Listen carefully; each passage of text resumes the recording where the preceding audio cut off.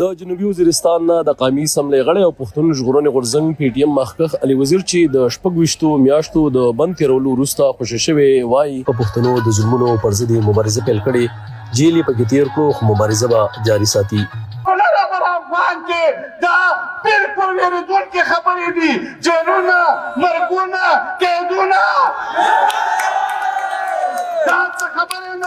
علي وزیر د پاکستان په مخکنی پوځي مشر جنرال قمر جاوید باجوا او ریاستي ادارو نیوکه وکړې چې په پښتنو یې ظلم کړي او هغه یې بې ګناه په بند کې اچولې وو. د پاکستان پوځ یا حکومت په سمدستي توګه د علي وزیر تورونو ته کوم خبرګون نه ویلې، خو له دې وړاندې چې وخت په وخت د پښتون ژغورنې غورځنګ مشرانو پر ریاستي ادارو د پښتنو د وجنې تورونه لګولي، نو پوځ او حکومت دا تورونه په سختۍ سره رد کړي او ویلي دي پی ټی ایم دا تورونه د دښمن په لمس لګوي او د بهر نه ورته پیسې ورکړل کیږي. خو پی ټی ایم تل دغه تورونه رد کړي دي. پی ټی ایم د بشري حقوقو فعالانو او پاکستان کې د بشري حقوقو کمیشن د علي وزیر د خوشي کېدو هرکلی کړي او ټینګار یې کړی دی چې دغه ډول سیاسي انتقامي کاروایانې دي د تل لپاره بندي شي. علي وزیر په کال 2000 کې په 14 دسمبر په پیښور کې پولیسو نیولې کراچۍ ته منتقل کړي او په مرکزی جیل کې بندي وو. نو موړې چې په بند کې وو نورې مقدمې پسې راوستل شوې وي چې وروسته په لومړۍ مقدمه کې بری شوي او په نورو کې ورته ضمانت ترلاسه شوی وو، خو په خیبر پښتونخوا کې پسې نورې مقدمې راوستل شوې وي